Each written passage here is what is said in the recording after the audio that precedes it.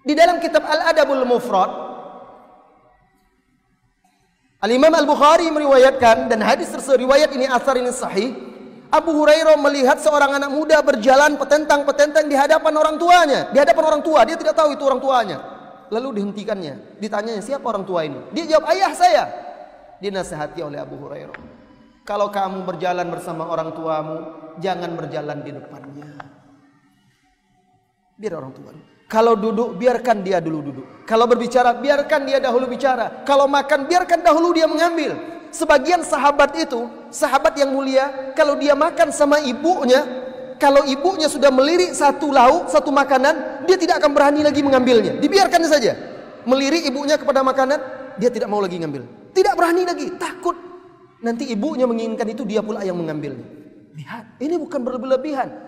Orang tua, Allah yang memberikan kedudukan yang tinggi itu, menjadikannya sebagai pintu surga bagi sang anak. Pahamkan kepada anak itu, dia tidak akan bahagia, dia tidak akan berhasil hidupnya, usahanya, ilmunya tidak akan diberkahi di dunia dan di akhirat kalau dia tidak berbakti kepada kedua orang tuanya. Yakin, itu harus ditanamkan. Ajarkan kepada anak-anak itu dari kecil, kalau ingin sukses ujian, ingin sukses belajar, harus berbakti kepada kedua orang tua, berbuat baik. Kaum muslimin dan muslimat, barangkali Anda punya orang tua yang sudah tua. Barangkali Anda merasa bangga, sekarang dia tua, terkadang Anda yang menggendong dia untuk buang air. Tidak. Pernah ada orang bertanya kepada Umar ibn Khattab radhiyallahu anhu, juga di dalam kitab Al-Adabul Mufrad, wahai Umar, sesungguhnya aku ini ibarat onta bagi orang tuaku. Setiap dia ingin membuang hajat, saya yang menggendong dia, kemana-mana saya gendong dia. Bagaimana? Apakah sudah cukup bakti saya kepada dia? Tidak, kata Umar. Dulu dia menggendongmu dan dia tidak mau melepaskanmu. Tapi sekarang engkau menggendongnya dan engkau berusaha secepatnya untuk melepaskannya. Pasti itu. Tidak akan tahan Anda menggendong dia.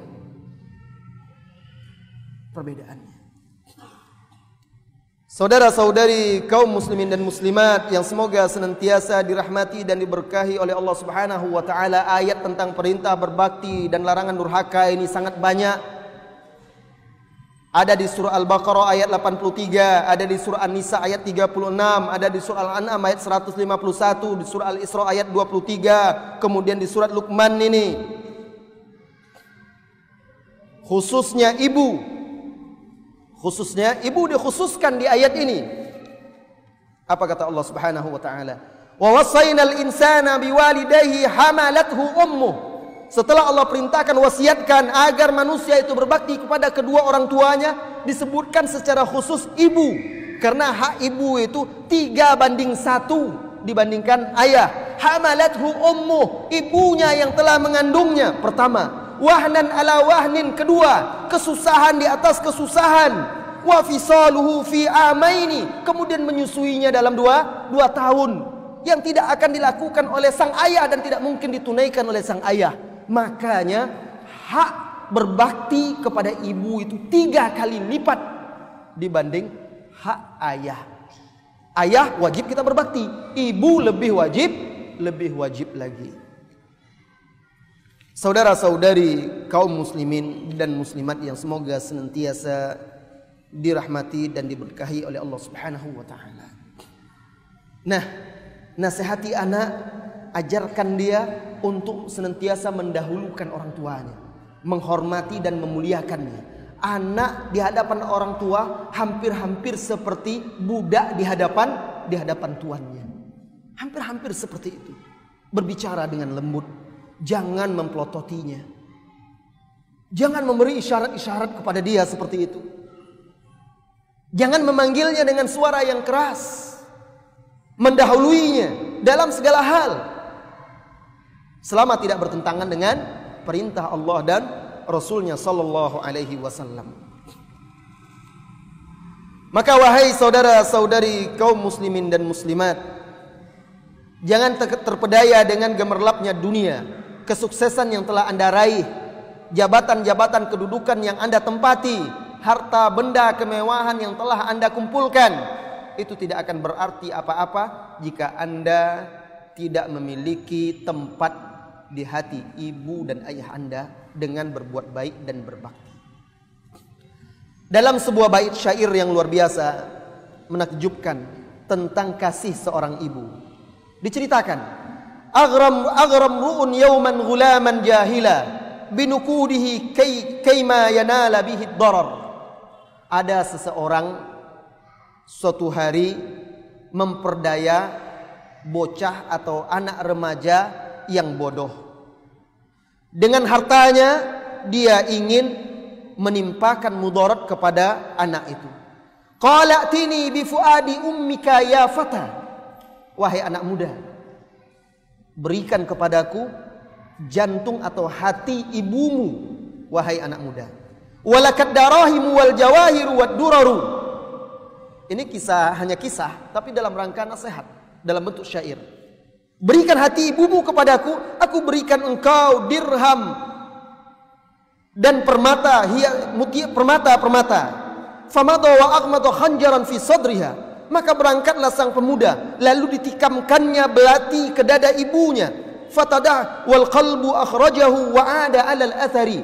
Lalu dikeluarkannya hati ibunya, dibunuhnya ibunya. Diambil hati tersebut dan dibawanya pergi menemui laki-laki tadi. Lakinnahu min farati sur'atihi hawa. Fatadahrajal qalbu al-mu'affaru id athur. Tapi karena dia tergesa-gesa, tersungkurlah dia, maka jatuhlah hati tersebut ke tanah berlumur dengan debu-debu. Nadahu qalbul ummi wa huwa mu'affaru waladi habibi hal asabaka min darar. Ketika itu, saatlah sang anak tersungkur, hati itu pun terjatuh berdebu-debu. Sang hati pun berbicara memanggil anaknya, wahai anakku tercinta, apakah engkau ditimpa mara bahaya? Lihat, perhatikan. Fartadda nahwal qalbi yaghsiluhu bima ajrat dumu'ul aini min sailil ibar. Maka gemetarlah anak itu mendengar hati berbicara, bertanya kondisinya. Maka diraihnya hati sang ibu yang berlumur tanah, dicucinya dengan air matanya yang bercucuran. Fastalla khanjarah lihat ana nafsahu ta'nan sayabqa ibratan liman i'tabar. Diambilnya belati itu, hendak ditikamkannya di dirinya, hendak bunuh diri dia karena menyesal. Tikaman yang akan menjadi pelajaran yang kekal bagi orang-orang yang mengambil pelajaran. Saat dia akan menikamkan belati pada dirinya karena penyesalan, nadahu qalbul ummi kuffa yadan wala tat'an fuadi marrataini alal athar. Tahan tanganmu, jangan lagi engkau tikam hatiku 2 kali setelah engkau melakukannya tadi.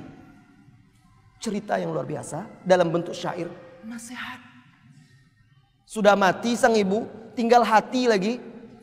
Ketika anaknya jatuh, hatinya berbicara, bertanya, bagaimana kondisimu nak? Menyesal sang anak karena penyesalan ingin bunuh diri, dilarang oleh hati itu. Jangan, kalau engkau bunuh diri sama saja artinya engkau kembali menikam hatiku untuk kedua kalinya. Allahu Akbar. Bait syair yang luar biasa tentang seorang ibu. Alangkah lembutnya hati seorang ibu, alangkah kasihnya dan abadinya kasih sayang seorang ibu kepada anaknya.